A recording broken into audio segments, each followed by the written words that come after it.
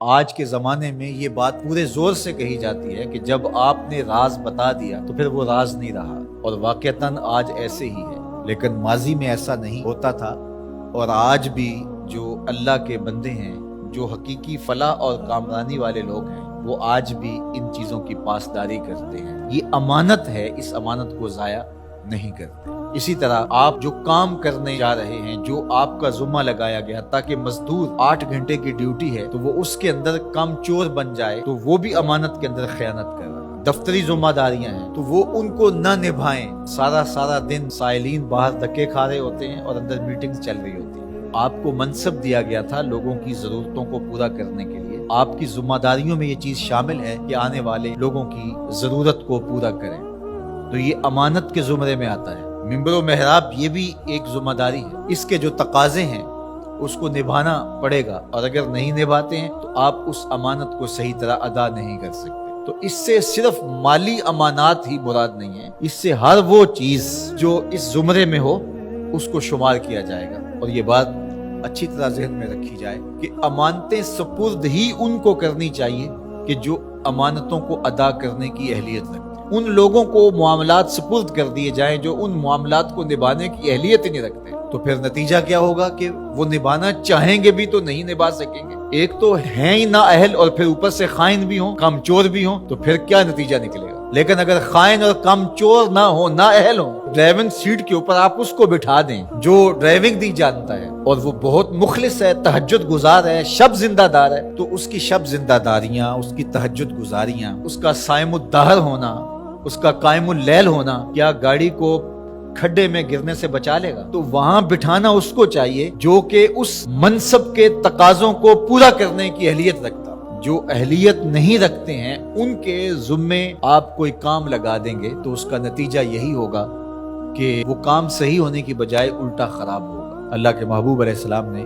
قیامت کی نشانیاں بیان کرتے ہوئے ایک نشانی یہ بھی بیان فرمائی تھی، اذا وسد الامر الی غیر اہلہ فانتظر الساعہ، جب معاملات ایسے لوگوں کے سپرد کیے جائیں جو نااہل ہوں تو فرمایا پھر قیامت کا انتظار کریں۔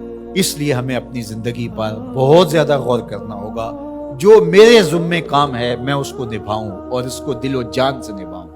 مجھے جو منصب دیا گیا ہے ممبر و محراب کا، میں اس کو پورا کروں۔ اگر آپ کے ذمے پھولوں کی ایک کیاری میں پانی لگانا ہے تو آپ وہ کام کرنے جا رہے ہیں جو آپ کر نہیں سکتے، اور آپ کہتے ہیں کہ نہیں میں ممبر پہ بیٹھ کے خطابت کروں گا، وہ تو آپ کا منصب ہی نہیں ہے۔ آپ کو جو کام دیا گیا ہے وہاں گوڈی میں کوتاہی نہیں ہونی چاہیے، وہاں وقت پہ پانی ملنے پہ کوتاہی نہیں ہونی چاہیے۔ ہر بندہ جو اس کا منصب اور اس کا جو دائرہ کار ہے، جب اس میں کام کرنے لگ جائے گا تو نتیجہ کیوں پیدا نہیں ہوگا؟ یہاں مسئلہ یہ ہے کہ ہر بندہ کہتا ہے کہ میں یہ کروں گا جو وہ کر ہی نہیں سکتا ہے، اور کچھ لوگ توقع بھی لگا کے بیٹھتے ہیں اور ہم حیران ہوتے ہیں کہ یہ کس طرح ہو سکتا ہے، جو ضابطہ اس کے مطابق ہی کام ہوتے ہیں۔ تو اللہ تعالیٰ جل شانہ اس قوم کی حالت نہیں بدلتا جو اپنی حالت خود بدلنے کے لیے آمادہ نہیں ہوتی۔ آج امت مسلمہ کا مسئلہ یہ ہے کہ امت مسلمہ میں وہ صلاحیتیں جو ہونی چاہیے تھی، ایک تو مفقود ہیں، دوسرا تقسیم کار نہ ہونے کی وجہ سے آج امت لڑکتی چلی جا رہی ہے، اور آج ہم وہاں کھڑے ہیں جہاں ہمیں کھڑا نہیں ہونا چاہیے تھا۔ خدا کرے کہ اس چمن میں بہار آئے اور یہ امت پھر فروغ پائے، اور اگر ہم اپنے حصے کا کام نہیں کریں گے تو اللہ تعالیٰ جل شانہ اس دین کو کبھی مٹنے نہیں دے گا۔ یہ بات ذہن میں رکھیے گا، یہ دین غالب ہی رہے گا، یہ دین ہمارا محتاج نہیں ہے۔ اللہ ہماری جگہ کسی اور شخص کو لے آئے گا اور اس کے ذریعے سے دین کو غالب کرے گا۔ اس لیے ہم نے اپنے حصے کا کام کرنا ہے، اس کو کبھی بھی ترک نہیں کرنا ہے۔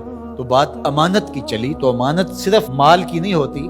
آپ کے پاس کوئی گٹھڑی رکھ گیا، آپ کے پاس جو ہے وہ کوئی پیسہ روپیہ رکھ دیا تو وہی امانت نہیں ہوتی۔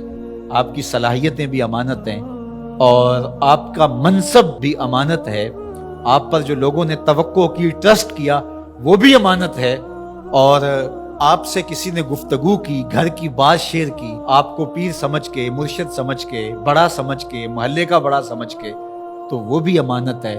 تو اللہ تعالیٰ جل شانہ نے یہاں دو چیزیں خاص طور پہ بیان فرمائی، امانت اور عہد کے اندر جو وعدہ کر دیا ہے اس کے اندر خیانت نہ کی جائے۔ یہ دو چیزیں اگر نہیں ہیں تو پھر دین ہی نہیں ہے۔ لا دین لمن لا عہد لہ، جس کا عہد نہیں ہے اس کا دین ہی نہیں ہے۔